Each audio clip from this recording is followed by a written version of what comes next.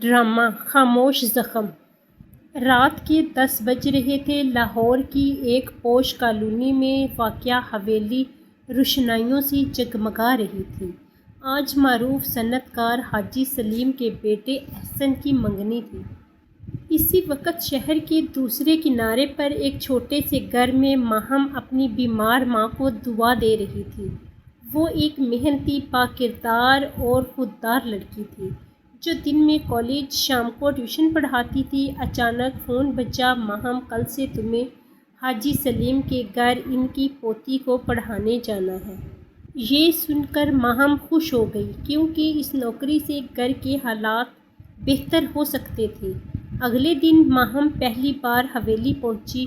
وہ بچی کو پڑھا رہی تھی کہ احسن کمرے میں داخل ہوا۔ آپ نئے ٹیچر ہیں؟ جی، احسن نے صرف مسکرا کر سلام کیا اور چلا گیا۔ ماہم کو معلوم نہیں تھا کہ یہی مختصر ملاقات اس کی زندگی بدل دے گی۔ چند دن بعد ماہم نے حویلی میں ایک پرانی تصویر دیکھی۔ تصویر میں اس کے مرحوم والد حاجی سلیم کے ساتھ کھڑے تھے۔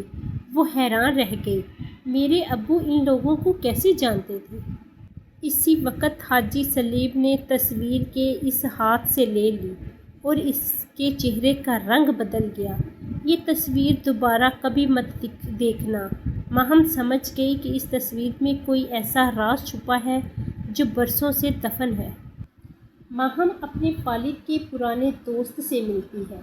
وہ بتاتا ہے کہ برسوں پہلے حاجی سلیم اور ماہم کے والد کاروباری شریک تھے، مگر ایک سازش کے باعث دونوں الگ ہو گئے۔ اصل مجرم کوئی اور تھا، لیکن الزام ماہم کے والد پر آ گیا۔ ادھر احسن کو بھی اپنے خاندان کے ماضی پر شک ہونے لگتا ہے۔ جب وہ یہ سچ جاننے کی کوشش کرتا ہے تو اسے بھی خاموش رہنے کا حکم دیا جاتا ہے۔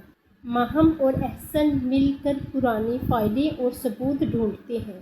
آخر کار وہ ثابت کر دیتے ہیں کہ ماہم کے والد بے قصور تھے اور اصل دھوکہ خاندان کے ایک قریبی رشتہ دار نے دیا تھا۔